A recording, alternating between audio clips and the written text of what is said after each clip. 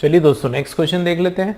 देखो नेक्स्ट हमारा जो क्वेश्चन नंबर 9 है, देखो क्या लिखा हुआ है कि the new classroom was not only equipped with maps but also with some unique features that can produce audio video effects। देखो यहाँ पे वही ये जो रूल हमने क्वेश्चन नंबर 8 या 7 में हमने जो पढ़ा था, वही वाला नॉट ओनली और बट ऑल्सो का ये रूल यहाँ पर आ रहा है।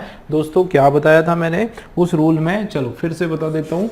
वो रूल में मैंने क्या बताया था आपको, नॉट ओनली, ठीक है ना, नॉट ओनली या फिर बट ऑल्सो, ये दोनों क्या करते हैं, they takes same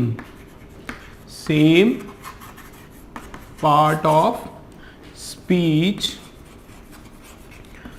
after them, उनके बाद जो है सेम पार्ट ऑफ स्पीच होता है। इसका क्या मतलब है कि अगर दोस्तों देखो, अगर नॉट ओनली, ध्यान दो, नॉट ओनली जो है अगर उसके बाद है ना, not only mainly upon but also say देखते हैं हम लोग जो है, बट ऑल्सो के बाद जो होता है ना उसके हिसाब से ही नॉट ओनली के आगे हम लोग लगाते हैं। मान लो आप बट ऑल्सो के बाद कोई नाउन है, ठीक है ना, याद रखना बट ऑल्सो के बाद कोई नाउन है तो इधर नॉट ओनली के बाद भी जो है आपका नाउन ही होने वाला है, ठीक है ना। और उसी तरीके से अगर नॉट बट ऑल्सो के बाद अगर कोई वर्ब आ गया, ठीक है ना, क्या आ गया, वर्ब आ गया, उस कंडीशन में नॉट ओनली के बाद भी वर्ब ही लगेगा, नहीं लगेगा, वर्ब को शिफ्ट नहीं करना, ये भी याद रखना, वर्ब वहीं रहेगा, नॉट ओनली को उठा के उसकी जगह पे शिफ्ट करना है, ठीक है। वर्ब जहाँ है वर्ब को उठा के नॉट ओनली के आगे नहीं लगाना है। क्या करना है हमको, ये भी याद रखना, ये भी इंपॉर्टेंट है। मतलब आपके फिक्स तो ये सारे हैं, वर्ब आपका वर्ब की जगह फिक्स है, नाउन की जगह फिक्स है, ठीक है। उसी प्रकार अगर कोई प्रीपोजिशन है ना, प्रीपोजिशन इधर भी है, मतलब अगर आपका बट ऑल्सो के बाद अगर क्या लगा हुआ है, प्रीपोजिशन लगा हुआ है, तो नॉट ओनली के बाद भी जो है हमारा प्रीपोजिशन ही लगना चाहिए। ये क्वेश्चन देखो आप क्या लिखा हुआ है कि द न्यू क्लासरूम जो नई क्लासरूम है वो क्या है, नॉट ओनली इक्विप्ड, क्या लिखा हुआ है, नॉट ओनली इक्विप्ड आपका क्या है, वर्ब का सेकेंड फॉर्म है, विथ हमारा क्या है यहाँ पर प्रीपोजिशन है, इक्विप विथ मैप्स की। चलो मीनिंग बता देता हूँ कि जो नई क्लासरूम है वो ना सिर्फ ना केवल है ना, नॉट ओनली का मतलब होता है ना सिर्फ, है ना, ना सिर्फ या ना मात्र या ना केवल, है ना, और बट ऑल्सो का मतलब होता है लेकिन, बिल्कुल बट ऑल्सो मतलब लेकिन भी, इस तरीके से उसका ये आपका मीनिंग निकल के आता है, ठीक है ना। तो आप देखो थोड़ा सा मीनिंग बता देता हूँ, वापस हम लोग स्ट्रक्चर पे आ जाएंगे कि न्यू क्लासरूम जो है वो ना तो सर ना सिर्फ इक्विप मतलब सजी हुई है ना, सजी हुई है या फिर उसमें लगे हुए हैं, इक्विप्ड मतलब पूरी तरीके से उससे तैयार है, तैयार होना, या फिर सजा हुआ, है ना, सजा हुआ, इस तरीके से हम लोग बात करते हैं। तो ना केवल वो उससे रेडी है, किससे, मैप से सजी हुई है, लेकिन भी है ना, लेकिन विथ सम यूनिक फीचर्स, कुछ यूनिक है ना, कुछ unique features that can produce audio video effects. मतलब ये जो क्लासरूम है बिल्कुल मॉडर्न क्लासरूम है, उसके अंदर बहुत अच्छे मैप्स, ना केवल मैप्स हैं लेकिन कुछ एक्स्ट्रा फीचर्स हैं उसमें, कुछ एक्स्ट्रा खासियत हैं उसमें, जिससे क्या होता है कि ऑडियो वीडियो इफेक्ट प्रोड्यूस होता है, स्पेशल इफेक्ट्स, डिजिटल कुछ इस तरीके से वो सेटअप लगा हुआ है, ठीक है। मीनिंग समझ में आया। चलिए अब हम लोग क्या बात कर रहे थे दोस्तों, ये देखो न्यू क्लासरूम की बात हो रही है, पास्ट टेंस में चल रहा है, वॉज नॉट ओनली। देखो नॉट ओनली के बाद यहाँ पे क्या लगा हुआ है, वर्ब का सेकेंड फॉर्म लगा हुआ है, उसके बाद लगा है आपका प्रीपोजिशन, और उसके बाद जो है आपका क्या लगा हुआ है, नाउन लगा हुआ है। आगे देखते हैं बट ऑल्सो के बाद देखो क्या लगा हुआ है, विथ, और ये क्या है आपका प्रीपोजिशन है। मैंने क्या कहा था दोस्तों, याद रखो, not only but also same part of speech लगाएंगे, लेकिन जो आपका बट ऑल्सो के पास में है वो लगाएंगे। बट ऑल्सो के बाद में क्या आ रहा है, विथ प्रीपोजिशन आ रहा है, तो हम लोग नॉट ओनली के बाद भी विथ लगाएंगे। लेकिन बहुत इंपॉर्टेंट है, ध्यान देना, लेकिन क्या, विथ को उठा के आप इधर नहीं लाओगे, ठीक है। इस नॉट ओनली को जो है, इस पूरे नॉट ओनली को आप उठाओ, ठीक है, उठा के जो है यहाँ रख दो, कहाँ रख दो, विथ के जस्ट पहले रख दो, ठीक है। तो क्या हो जाएगा आपका structure, the new classroom was equipped not only with maps but also with some unique features that can produce audio video effects, ठीक है। ये गलती मत करना दोस्तों, ठीक है। वैसे तो एरर करेक्शन का क्वेश्चन है, ठीक है, तो आपको समझ में आ जाएगा कि हाँ एरर ए में है या फिर बी में है, लेकिन उसके बावजूद कभी ऐसा होता है, मान लो यहाँ तक आपका ए तक का एरर है और ये इसके बाद जो है बी है, तो जाहिर सी बात है कि आपका जो एरर है वो ए में नहीं आएगा, ठीक है ना, क्योंकि एरर कहाँ पर आएगा, बी के अंदर एरर आएगा। ऐसा क्यों हो रहा है, देखो मान लो मैं आपको ये एरर का क्वेश्चन दे देता हूँ आपको, ये हमने यहाँ पे ए का एरर ले लिया, ठीक है, उसके बाद जो है हमने जो है यहाँ तक बी का एरर ले लिया, ठीक है, और ये हमने सी ले लिया और ये हमने यहाँ पे इसको डी बना दिया। तो आप एक चीज़ ध्यान रखना कि एरर जो है आपका वो ए में नहीं रहेगा, एरर जो है आपका वो कहाँ रहेगा, बी में रहेगा। क्यों, क्योंकि आपको बी के अंदर कुछ कमी है, बी के अंदर आपको कुछ चीज़ें डालना है। क्या डालना है, नॉट ओनली कहाँ होना चाहिए, विथ के जस्ट पहले होना चाहिए। तो याद रखना, ऐसा नहीं करना है कि विथ को उठा के हमको ए में लाना है, ठीक है, हमको विथ वही रहेगा, प्रीपोजिशन वही रहेगा, आपका जो नॉट ओनली है उसको उठा के आपको उधर लेके जाना है, ठीक है। दोस्तों क्लियर हो रहा है कि नहीं हो रहा है भाई, पूरा ध्यान से समझो, बहुत इंपॉर्टेंट है ये सारे रूल्स, ठीक है। एक बार आज क्लियर हो जाएगा तो मान के चलो कोई भी क्वेश्चन आता है नॉट ओनली का, कभी जिंदगी में आप गलती नहीं करोगे। देखो आप फिर से बता रहा हूँ, देखो the new classroom was equipped not only with, ठीक है, देखो ये आपका सही आंसर है। क्या, इक्विप्ड पहले आएगा, है ना, इक्विप्ड की जगह वही आएगी, उसके बाद जस्ट आप क्या लगा दोगे यहाँ पे, नॉट ओनली लगा दोगे और उसके बाद आपका विथ प्रीपोजिशन आ जाएगा। ये आपका सही यहाँ पर जो है फॉर्मेशन हो जाएगा, ठीक है ना दोस्तों। ये देखो ये नॉट ओनली इधर हो गया, बस, okay clear. New classroom was equipped not only with maps but also with some unique features, कुछ unique features that can produce, जो कि प्रोड्यूस करते हैं, क्या प्रोड्यूस करते हैं, ऑडियो वीडियो इफेक्ट्स प्रोड्यूस करते हैं, ठीक है दोस्तों। क्लियर हुआ। ये देखो दो क्वेश्चन हमने कर लिए, नॉट ओनली बट ऑल्सो के बाद सेम आपका पार्ट ऑफ स्पीच आने वाला, ये याद रखना। और जो लिखा है बट ऑल्सो के बाद वही आएगा नॉट ओनली के बाद, और शिफ्ट करोगे नॉट ओनली को, है ना, इनको वर्ब प्रीपोजिशन को अपनी जगह से शिफ्ट नहीं करोगे। चलिए बढ़ते हैं नेक्स्ट क्वेश्चन की ओर। 10th वाला क्वेश्चन आपके सामने, देखो क्या लिखा हुआ है, इंडिया इज अनडाउटेडली, है ना, निसंकोच या निश्चित ही, है ना, बिना किसी संकोच के, बिना किसी डाउट के, लैगिंग बिहाइंड, पीछे हो रही है, ठीक है, अदर नेशंस, है ना, lagging behind other nations since independence due to its impractical policies and weak infrastructure. तो यहाँ पे किसकी बात हो रही है, देखो इंडिया की बात हो रही है। और इंडिया की बात कैसे हो रही है, देखो एक नेगेटिव सेंस में बात हो रही है कि इंडिया जो है बिना किसी डाउट के, अनडाउटेडली, तो अनडाउटेडली आपका क्या है, अनडाउटेडली जो है आपका, देखो ly आ गया ना, मतलब ये आपका एडवर्ब है। क्या है दोस्तों, एडवर्ब है। और ये किसको डिफाइन कर रहा है, ये एडवर्ब किसके बारे में इंफॉर्मेशन दे रहा है, लैगिंग बिहाइंड। लैगिंग बिहाइंड का मतलब होता है पीछे रह गई, पीछे रहना, है ना, पीछे रहना, पिछड़ना, है ना, पिछड़ना उसका सही हो जाएगा, पिछड़ना या पीछे रहना, ठीक है। Other Nations, lagging behind other nation, दूसरे देशों से वो थोड़ा पिछड़ने लगी है या पिछड़ गई है। क्यों, सिंस, देखो दोस्तों क्या आ गया, सिंस आ गया, सिंस, और उसके बाद जो है टाइम भी आ गया, ठीक है, कि सिंस कब से, इंडिपेंडेंस। तो सिंस का अपना एक रूल है दोस्तों, सिंस और फॉर आता है, उसके बाद टाइम का फ्रेज आता है, तो एक नया रूल आ जाता है, वो मैं बताऊंगा। पहले अपन पूरा सेंटेंस का मीनिंग समझने की कोशिश करते हैं, है ना। तो बिना किसी डाउट के इंडिया जो है वो क्या हो रही है, पीछे हो रही है, लैगिंग बिहाइंड हो रही है अदर नेशन, दूसरे देशों से, सिंस इंडिपेंडेंस। ये कब से हो रहा है ये चीज, बिल्कुल हमारी जो आज़ादी हमको प्राप्त हुई तभी से ये काम हो रहा है, ठीक है, तभी से।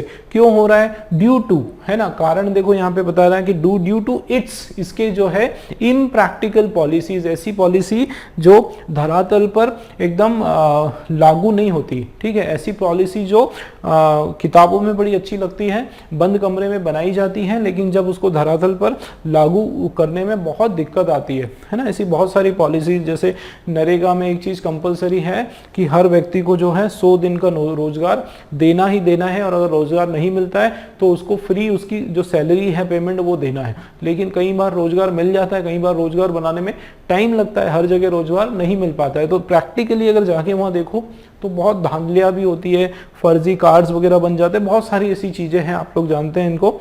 तो प्रैक्टिकली वो चीज़ पॉसिबल नहीं हो पाती, बहुत सारी जगह ऐसा होता है। तो इम्प्रैक्टिकल पॉलिसीज ऐसी बनाई जाती है। एंड वीक, और क्या, कमज़ोर इंफ्रास्ट्रक्चर। हमारे जो इंफ्रास्ट्रक्चर है, हमारे जो संसाधन है, जो चीज़ें हैं, जैसे हॉस्पिटल्स की हमारे पास कमी है, डॉक्टर्स की हमारे पास कमी है। बहुत सारे डॉक्टर जो है विलेज एरिया में, रूरल एरिया में जो वो जाना नहीं चाहते हैं, है ना। तो वो प्रैक्टिकली लिस्ट में, उसमें अगर उनका एक लिस्ट देखोगे कि वहाँ पे इतने डॉक्टर्स हैं, या टीचर्स की बात करो, गवर्नमेंट स्कूल में ऐसा होता है कि टीचर्स जो है एक स्कूल के लिए 5 या 10 टीचर्स अलॉट होती है, लेकिन जब प्रैक्टिकली वहाँ पे देखते हैं तो कोई टीचर्स होती नहीं है, वो अपने हिसाब से रजिस्टर्स को फिलअप कर देते हैं। कई महीनों तक कोई नहीं आता है वहाँ पे, है ना। एक ही टीचर जो है बहुत सारे बच्चों को पढ़ाता है। तो ये जो चीज़ें हैं, वहाँ पे कोई इंस्पेक्शन के लिए आता नहीं है, अगर आता है तो वो थोड़ा बहुत उसको रिश्वत देते हैं, वो मान जाता है ना, वो भी चढ़ा देता है। तो इस तरह की जो चीज़ें हैं, हमारे पास इंफ्रास्ट्रक्चर की कमी होती है, पानी की कमी है। तो ये सारी की सारी जो चीज़ें हैं ना, इसके कारण इन सारी जो प्रैक्टिकली एप्लीकेबिलिटी जो नहीं हो पाती ना, उसके कारण जो है हमारा देश जो है वो पिछड़ रहा है। तो ये तो था पूरा का पूरा एक मैंने आपको मीनिंग बताने की कोशिश करी। चलिए अब हम लोग बात करते हैं स्ट्रक्चर की। आप देखो क्या हो रहा है, India is undoubtedly lagging behind other nation since independence. बिल्कुल कुछ मत सोचो दोस्तों, कभी भी एक चीज याद रखो, कभी भी आपका आया क्या, सिंस आया या फिर फॉर आया, ध्यान देना, सिंस और फॉर आया, और उसके बाद कोई भी टाइम फ्रेज आया, टाइम को बताने वाला कोई भी वर्ड आया, ये कंडीशन कभी भी आती है, ये आपका एक रूल हो गया। ये कंडीशन कभी भी आता है तो आपका जो सेंटेंस है वो आपका हो जाएगा परफेक्ट कंटिन्यूअस, ठीक है ना। परफेक्ट कंटिन्यूअस टेंस का आपका ये सेंटेंस हो जाएगा। बस आपको ये ध्यान रखना है, परफेक्ट कंटिन्यूअस टेंस के सेंटेंस का मतलब क्या होता है। उसका मतलब होता है कि आपका सब्जेक्ट प्लस, अगर प्रेजेंट टेंस है तो हैज या हैव, ठीक है ना। पास्ट टेंस है तो हैड, और फ्यूचर टेंस है तो विल या शैल हैव, ठीक है, विल या शैल हैव। इस तरीके से तीनों टेंस में, किसमें, प्रेजेंट, पास्ट और फ्यूचर में। उसके बाद आपका बीन, उसके बाद आपका V1, फिर ING, फिर अदर वर्ड्स, और उसके बाद या तो सिंस या फिर फॉर, और फिर वापस से उसके बाद कोई दूसरे वर्ड्स, अदर वर्ड्स। अब सिंस और फॉर का मैंने पहले भी बताया था, है ना, अब भी बता देता हूं कि सिंस कब लगाते हैं, फॉर कब लगाते हैं। देखो सिंस, और ये हो गया आपका फॉर। दोस्तों सिंस हम लगाते हैं पॉइंट ऑफ टाइम के लिए। पॉइंट ऑफ टाइम मतलब एग्जैक्ट टाइम, जब एग्जैक्ट टाइम है आपका, है ना। जैसे नेम ऑफ डेज, किसी दिन का नाम बताना है, नेम ऑफ किसी भी दिन का नाम बताना है, या किसी मंथ का, महीनों का नाम बताना है,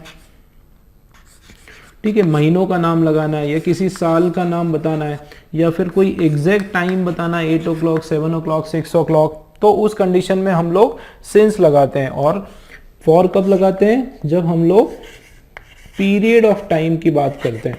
किसकी, पीरियड ऑफ टाइम, जिसको हम लोग अनिश्चित समय बोल सकते हैं, कि इसमें जो आपका समय है वो क्या है, निश्चित नहीं है कौन सा समय, ठीक है, अनिश्चित समय की जब हम बात करते हैं।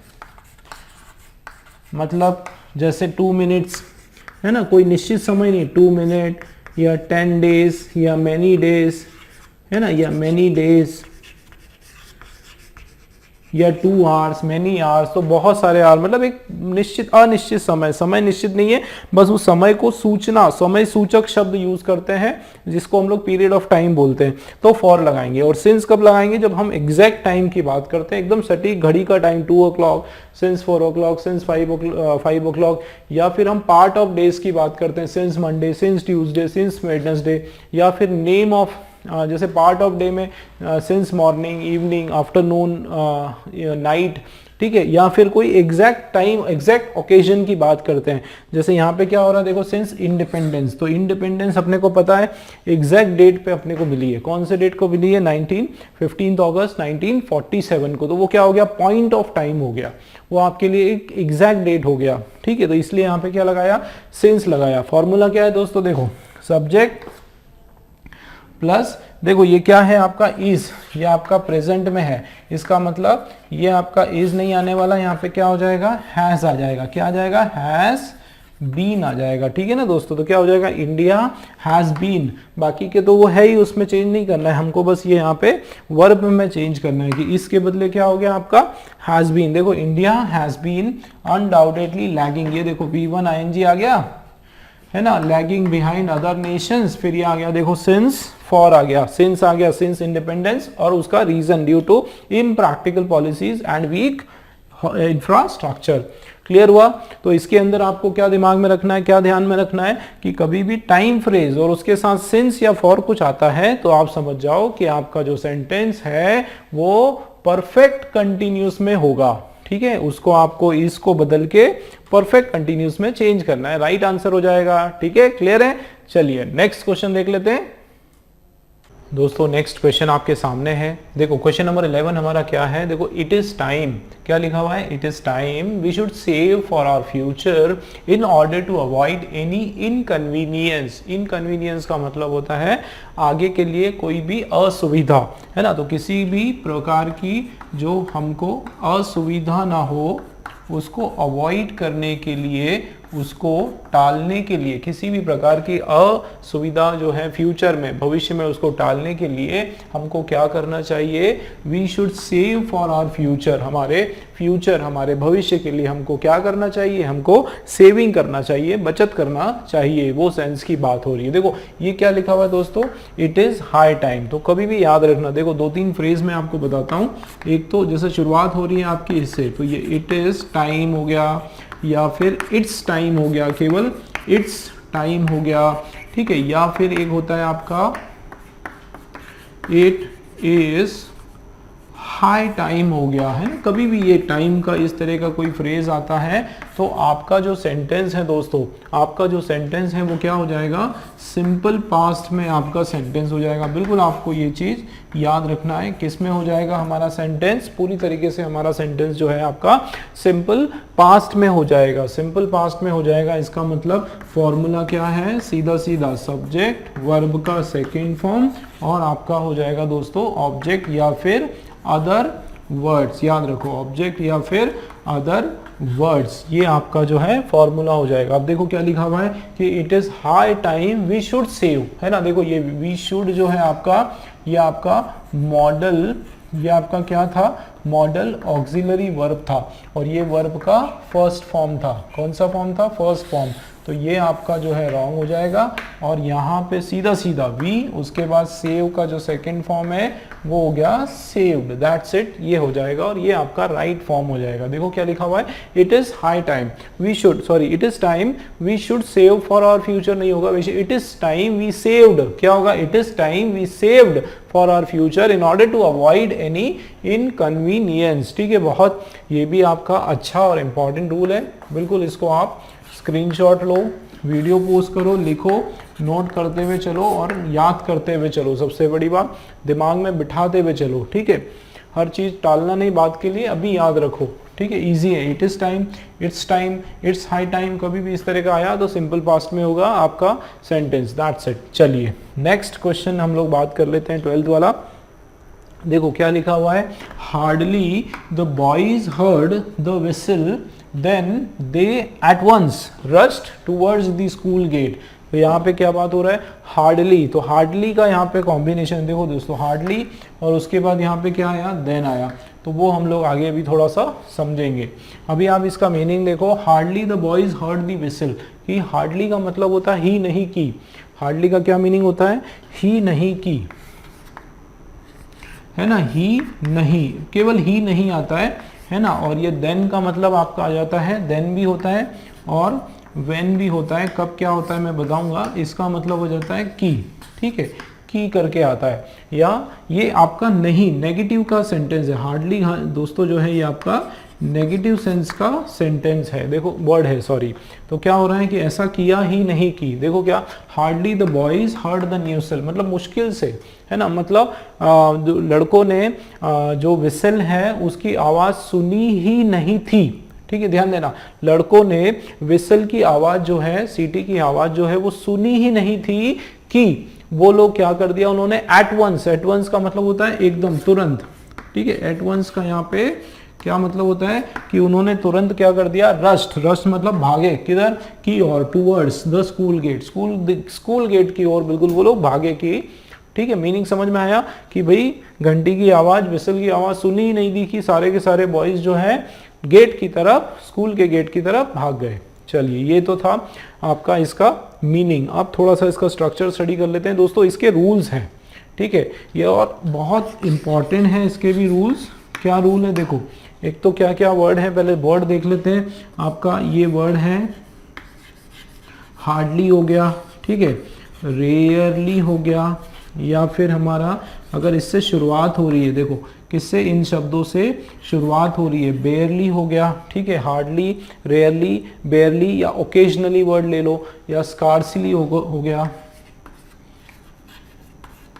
ठीक है, स्कार्सली हो गया, या फिर आपका ओकेजनली हो गया, ठीक है ना, ओकेजनली हो गया, स्कार्सली हो गया, रेयरली हो गया, उसके अलावा नो सूनर, ठीक है। अच्छा, एक और वर्ड है नेवर, है ना, हार्डली हो गया, नेवर हो गया, ठीक है, और नो सूनर हो गया, ठीक है, नो सूनर हो गया, या फिर सेल्डम, क्या हो गया, सेल्डम।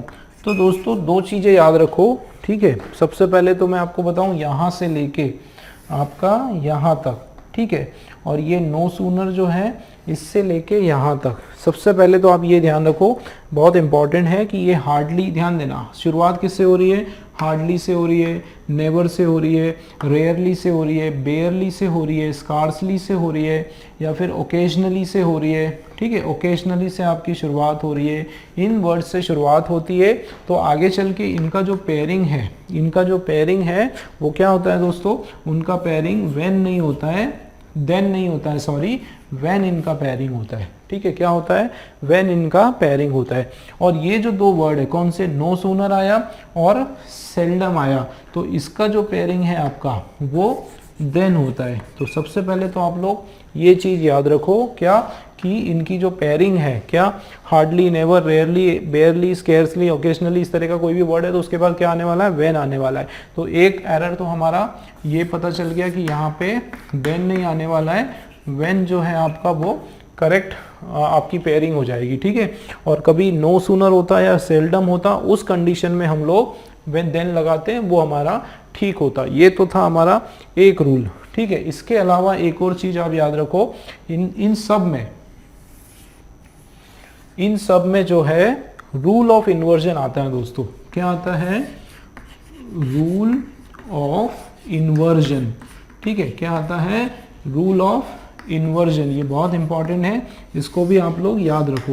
देखो रूल ऑफ इन्वर्जन मतलब क्या होता है कि हार्डली, बेयरली, रेयरली जो है, इनके बाद आपका हार्डली, बेयरली, रेयरली जो है, इनके बाद सीधा, मैं इनकी बात नहीं कर रहा हूँ, इसको अपन क्या कर देते हैं, इनको हम लोग ब्रैकेट में डाल देते हैं, ठीक है। तो इनके बाद सीधा सीधा,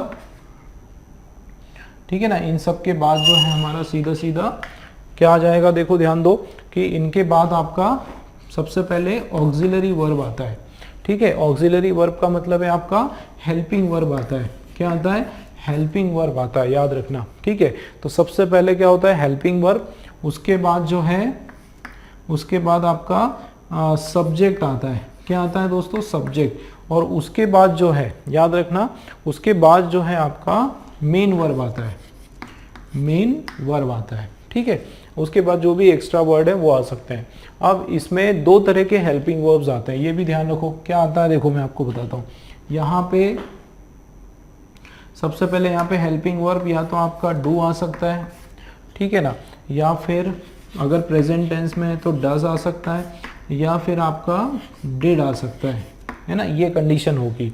और उसके बाद जो है डू, डज, डिड आया, ठीक है। अगर ये आता है उसके बाद आपका सब्जेक्ट, और उसके बाद आपका मेन वर्ब जो है, मेन वर्ब जो है वो फर्स्ट फॉर्म आएगा। कब? जब डू डज डिड आया तो मेन वर्ब आपका क्या हो जाएगा? फर्स्ट फॉर्म हो जाएगा। अच्छा दोस्तों, इसमें हैड भी आता है। क्या आता है? दूसरा जो है आपका क्या आता है? हैड आ जाता है, सीधा हैड आता है। उसके बाद आपका जो है जो सब्जेक्ट है, अब जब भी आपका हैड आया मतलब मेन वर्ब जो है वो आपका थर्ड फॉर्म में होने वाला है। मेन वर्ब आपका कौन सा होने वाला है? थर्ड फॉर्म में होने वाला है। बिल्कुल याद रखो, दोनों चीजें क्लियर रखो। आखिरी में जो है व्हेन या देन आएगा, ठीक है। इसके जस्ट बाद में, ठीक है, हार्डली, रेयरली, बेयरली, हार्डली या नेवर या एवर, नेवर या स्कैर्सली, ये जितने भी वर्ड हैं, या नो, सूनर, सेल्डम, सबके बाद जो है रूल ऑफ इन्वर्जन आता है। और रूल ऑफ इन्वर्जन हमारा कहता है कि हेल्पिंग वर्ब पहले लिखना है। अगर कोई हेल्पिंग वर्ब पहले से क्वेश्चन में दिया है तो उसी को उठा के पहले रख लो। अगर दिया है तो उसी को उठा के पहले रख लो। अगर नहीं दिया है तो हमको देखना पड़ेगा कि सेंटेंस हमारा प्रेजेंट टेंस में है तो डू डज दिस लगाओ, और अगर हमारा सेंटेंस पास्ट में है या परफेक्ट में है तो हैड होगा। पास्ट भी हुआ तो भी हैड हो जाएगा, और परफेक्ट भी हुआ तो भी हैड हो जाएगा, ठीक है। ये कब आता है? जब हमारा सेंटेंस कब हो, कहाँ पर हो, या तो पास्ट में हो या फिर परफेक्ट में है। अगर हमारा सेंटेंस पास्ट और परफेक्ट में है तो हैड और सब्जेक्ट वर्ब का थर्ड फॉर्म लगाएंगे। और अगर हमारा सेंटेंस जो है वो प्रेजेंट में है, सिंपल प्रेजेंट में है, तो उस कंडीशन में हम लोग केवल डू डज लगा देंगे। ठीक है ना, क्लियर है? अब देखो आप क्या लिखा हुआ है, हार्डली आया। क्या कहा था मैंने कि सर हार्डली आया तो उसके बाद सीधा ऑक्सिलरी वर्ब लगाओ। अब यहाँ लगाएंगे तो कौन सा ऑक्सिलरी वर्ब लगाएंगे? इधर कोई दिया है क्या ऑक्सिलरी हेल्पिंग वर्ब? नहीं दिया है। इधर देखो ये क्या दिया है, ये वर्ब का सेकेंड फॉर्म है ना। मैंने क्या कहा, वर्ब का सेकेंड फॉर्म है तो हम लोग आपका पास्ट परफेक्ट बन जाएगा, है ना। ये हैड और उसके बाद सब्जेक्ट और उसके बाद वर्ब का थर्ड फॉर्म। तो यहाँ पे क्या हो जाएगा, हार्डली हैड।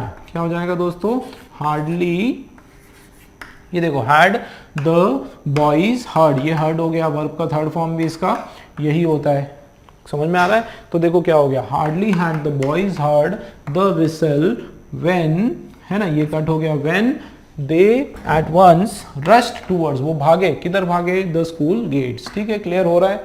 देखो कितना मज़ेदार तरीके से मैंने आप लोगों को समझाने की कोशिश की, ठीक है ना, बढ़िया तरीके से एकदम एक एक फंडे आपके क्लियर किए मैंने। बिल्कुल आपको ध्यान रखना है, इसी तरीके से बिल्कुल इसको पोस्ट करो, वीडियो को जल्दी से स्क्रीनशॉट लो, है ना, या फिर अच्छे से नोट्स बनाओ, मैं तो कहूँगा कॉपी करो, बिल्कुल इसको समझो। एक बार फिर से बता रहा हूँ, हार्डली, उसके बाद रूल ऑफ इन्वर्जन, क्योंकि ये हमारा पास्ट टेंस में है इसलिए हमने ये परफेक्ट हो जाएगा, पास्ट परफेक्ट हो जाएगा। अगर आपका पास्ट या प्रेजेंट इसमें है तो आपका सेंटेंस पास्ट परफेक्ट में हो जाएगा। ठीक है ना, क्लियर है? तो ये हो गया, hardly had the boys heard the whistle, when के बदले देन के बदले व्हेन हो गया, they at once rushed towards the school. ठीक है दोस्तों, क्लियर? चलिए नेक्स्ट क्वेश्चन देख लेते हैं।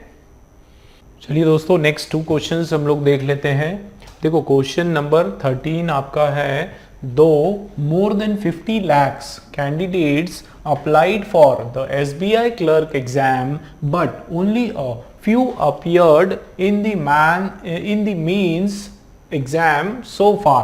फिर से मैं पढ़ लेता हूँ एक बार, देखो क्या लिखा हुआ है कि दो more than 50 lakhs candidates applied for the SBI clerk exam but only a few appeared in the mains exam so far। क्या बात हो रही है यहाँ पे कि दो का मतलब होता है आपका हालांकि, ठीक है, हालांकि या यद्यपि, किंतु, इस तरीके से कि हालांकि more than 50 lakhs 50 lakh candidates जो है उससे ज्यादा लोग उन्होंने क्या किया, अप्लाई किया। किसके लिए अप्लाई किया?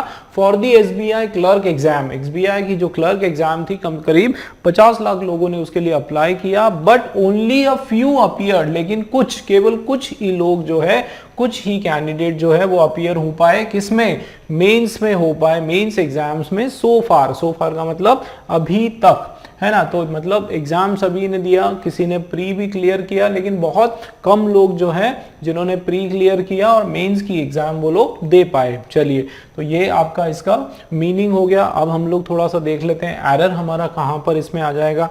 देखो क्या हो रहा है, दो हालांकि हो रहा है। दोस्तों क्या होता है, जब भी दो आया, है ना, दो आया, ऑल दो आया, है ना, इस तरह के कोई भी वर्ड आए, कौन कौन से वर्ड आपके, दो आया, ठीक है, या फिर आपका ऑल्दो आया, ठीक है, ऑल्दो आया, ठीक है, या फिर बीच में मान लो आपका क्या आ जाता है, यट आ जाता है, सेंटर में यट आया, ठीक है, यट आया या फिर बट आया, ठीक है। तो ये इस तरह के कभी भी आपके पास ये वर्ड्स आते हैं, इसका क्या मतलब है कि आपका एक सेंटेंस पॉजिटिव सेंस का है तो आपका दूसरा वाला सेंटेंस अपोजिट सेंस का होगा। हमेशा ये सेंटेंस को क्या लेते हैं, अपोजिट सेंस के सेंटेंस इसमें आते हैं, ठीक है, मतलब दे टेक अपोजिट सेंस, है ना, दे टेक्स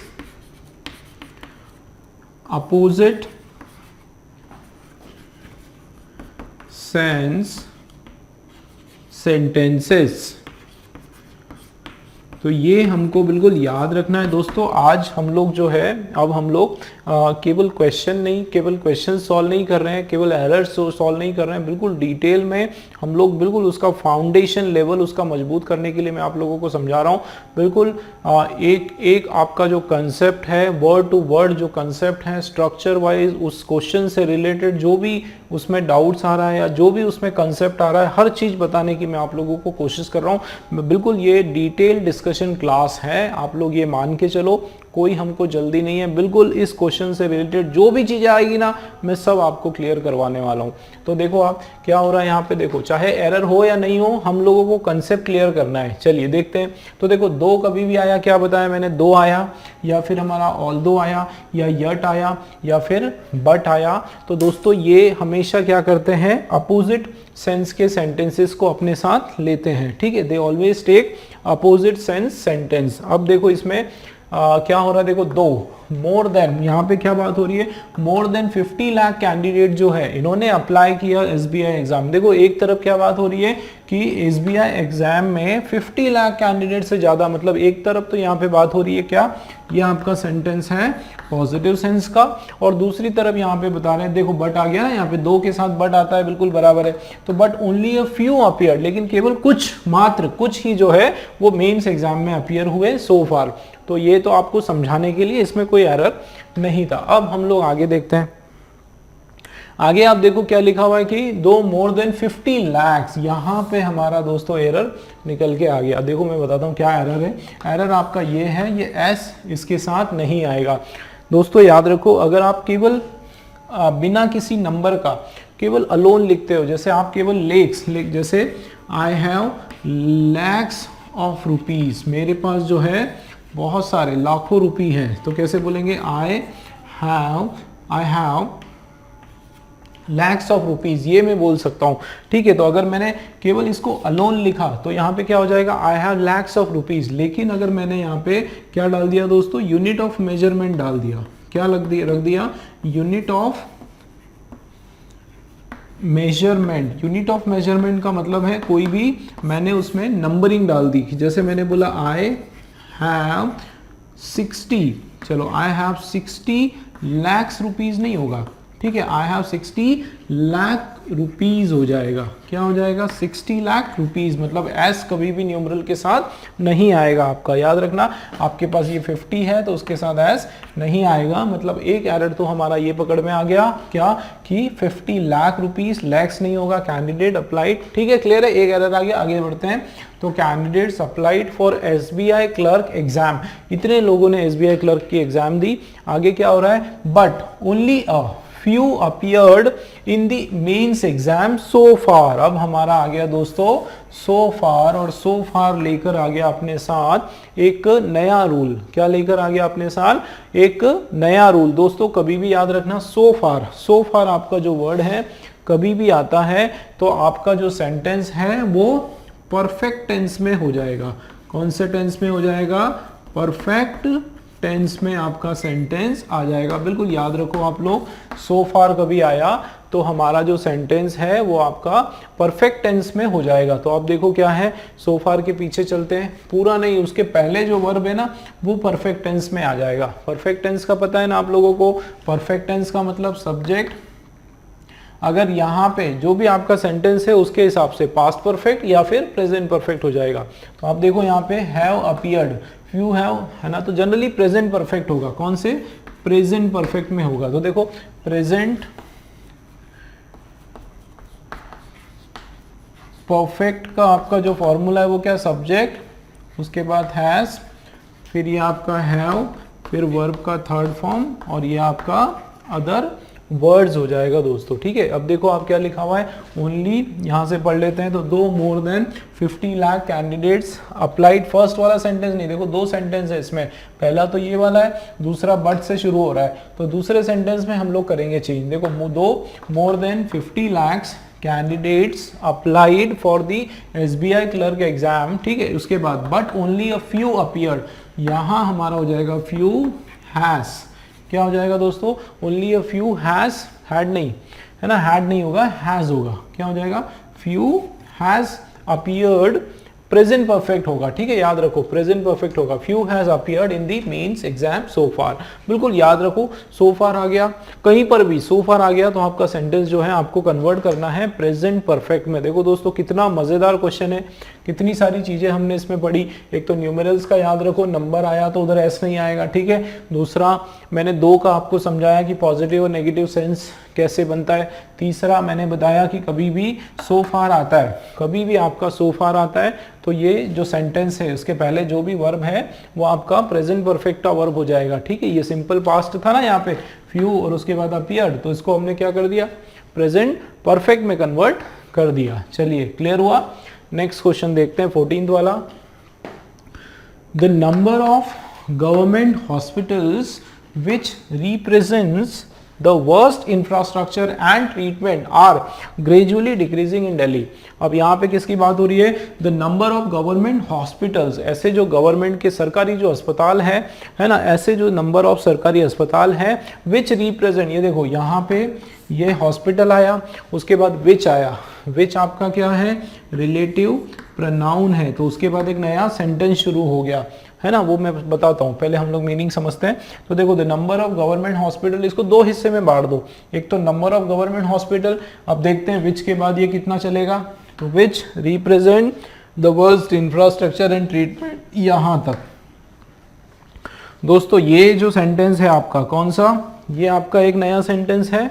ठीक है, कौन सा नया सेंटेंस है, यहां से लेके पूरा ये और उसके बाद जो है ये आपका एक मेन सेंटेंस है ना, इसको आप मेन क्लॉज बोलो, और इधर वाला विच के बाद जो है ये आपका सबऑर्डिनेट क्लॉज है ना, रिलेटिव क्लॉज भी बोलते हैं इसको, एक्स्ट्रा सेंटेंस है ये मान के चलो। तो आप देखो द नंबर ऑफ, पहले मीनिंग बताता हूँ मैं उसके बाद बताऊंगा। तो देखो नंबर ऑफ गवर्नमेंट हॉस्पिटल, ऐसे जो नंबर ऑफ गवर्नमेंट हॉस्पिटल हैं जो कि सबसे पहले जिनको क्या रिप्रेजेंट हुआ करता था, बहुत ही वर्स्ट इंफ्रास्ट्रक्चर, जिनके अंदर बहुत ही बेकार इनके अंदर चीज़ें वस्तुएं थी, इंफ्रास्ट्रक्चर था, सुविधाएं वगैरह बहुत ही घटिया थी और ट्रीटमेंट भी अच्छा नहीं होता था, are gradually increasing in Delhi. अब क्या हो रहा है कि ऐसे हॉस्पिटल्स दिल्ली में बढ़ते जा रहे हैं, मतलब जिनकी हालत जो है बहुत ख़राब है, ऐसे हॉस्पिटल्स का जो नंबर है वो बढ़ता जा रहा है। यहाँ पे ये इसका मीनिंग आ रहा है। अब दोस्तों मैं आपको एक रूल बताता हूँ, ठीक है, एक रूल बताता हूँ, है ना, क्या लिखा हुआ है देखो। एक तो ये द नंबर ऑफ, इसका याद रखो, द, ठीक है ना, द नंबर ऑफ, ये वर्ड कभी भी आपका आता है, द नंबर ऑफ आता है, ठीक है। अब द नंबर ऑफ के बाद जो है आपका जो नाउन है वो प्लूरल नाउन भी आ सकता है दोस्तों, याद रखना, और आपका सिंगुलर नाउन भी आ सकता है, दोनों आ सकता है, याद रखना, ठीक है। द नंबर ऑफ के बाद आपका प्लूरल नाउन भी आ सकता है ठीक है ना, द नंबर ऑफ के बाद आपका प्लूरल नाउन भी आ सकता है और आपका सिंगुलर नाउन भी आ सकता है। अगर प्लूरल नाउन आया तो आपका जो वर्ब है वो भी नहीं, दोनों कंडीशन में आपका जो वर्ब है वो सिंगुलर वर्ब होगा, है ना, सिंगुलर नाउन के इसमें भी और इसमें भी आपका जो वर्ब है वो सिंगुलर ही होगा, ठीक है। तो अ नंबर ऑफ, उसके बाद जो वर्ब है वो आपका क्या हो जाएगा, सॉरी, द नंबर ऑफ जो है उसके बाद जो वर्ब है, प्लूरल नाउन आया तो भी आपका वर्ब क्या होगा, सिंगुलर, और यहाँ पे आपका नंबर ऑफ सिंगुलर नाउन आया, उस कंडीशन में भी आपका जो वर्ब है वो क्या होगा, वो आपका सिंगुलर वर्ब ही होगा, ठीक है ना दोस्तों, याद रखें। तो यहाँ पे क्योंकि बात किसकी हो रही है, नंबर की बात हो रही है, इन नाउन्स की बात नहीं हो रही है। तो जब नंबर की बात हो रही है तो उनके हिसाब से वर्ब आपका क्या हो जाएगा, सिंगुलर हो जाएगा।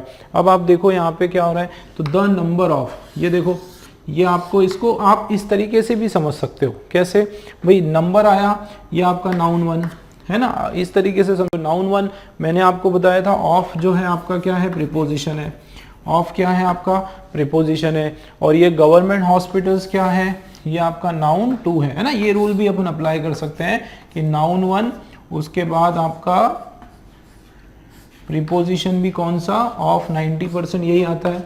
उसके बाद नाउन टू है ना, उसके बाद वर्ब जो है वो किसके according, verb according to noun one. बिल्कुल ऐसे ही करना है दोस्तों। 90% क्या होता है कि ये जो नाउन है ये आपका सिंगुलर, नाउन वन जो है वो सिंगुलर होता है, और 90% ये जो नाउन टू है ये आपका प्लूरल आता है ना। आपको जानबूझ के कंफ्यूज करने के लिए प्लूरल आता है ना, ताकि आप इसके हिसाब से प्लूरल वर्ब लगा दो, लेकिन वर्ब हमेशा सिंगुलर निकल के आता है। तो आप देखो, द नंबर ऑफ, ये आपका सिंगुलर नाउन, ऑफ गवर्नमेंट ये आपका प्लूरल नाउन।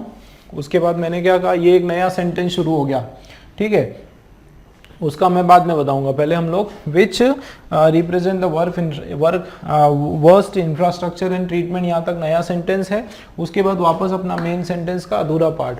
तो देखो आर नहीं आएगा, ठीक है ना, आर यहाँ पे नहीं होगा, ये आपका प्लूरल नाउन नहीं आएगा। क्या आ जाएगा, इज आ जाएगा। क्या आ जाएगा दोस्तों, इज आ जाएगा, सिंगुलर नाउन नंबर के हिसाब से, ठीक है। ये देखो, ये verb according to noun one आ जाएगा। Is gradually decreasing in Delhi, वो धीरे धीरे क्या हो रहा है, दिल्ली में डिक्रीज हो रहा है। चलिए, ये क्लियर हुआ। अब इसमें देख लेते हैं कुछ गड़बड़ है क्या। ये देखो, ये रिलेटिव प्रोनाउन है। रिलेटिव प्रोनाउन के बाद जो वर्ब आता है ना, वो भी अकॉर्डिंग टू किसके आता है, अकॉर्डिंग टू एंटीसीडेंट के आता है ना, अकॉर्डिंग टू एंटीसीडेंट। तो ये विच जो है ना, इसका भी एंटीसीडेंट नंबर ही है।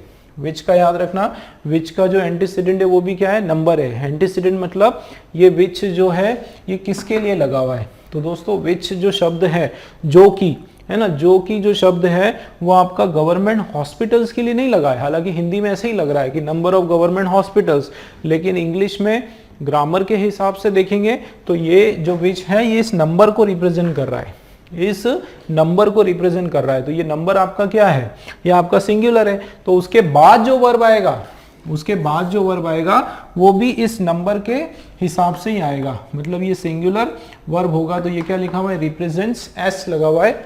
मतलब इसमें कोई प्रॉब्लम नहीं, बिल्कुल एब्सोल्युटली ये करेक्ट है।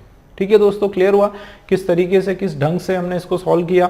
देखो फिर से, the number of government hospitals which बिल्कुल बराबर है ना, विच में कोई प्रॉब्लम नहीं। Which represents the worst infrastructure and treatment, जो बहुत ही घटिया इंफ्रास्ट्रक्चर, बहुत ही बुरा इंफ्रास्ट्रक्चर और ट्रीटमेंट जो देता है, is gradually decreasing in Delhi. तो इस तरह के जो हॉस्पिटल है, सॉरी इंक्रीज नहीं क्या हो रहा है, इस तरह के हॉस्पिटल्स जो बहुत ही खराब सर्विस देते हैं, जिसकी हालत बहुत खराब है, वो धीरे धीरे क्या हो रहे हैं, वो कम होते जा रहे हैं दिल्ली के अंदर। ठीक है दोस्तों, क्लियर हुआ। चलिए नेक्स्ट क्वेश्चन देखते हैं।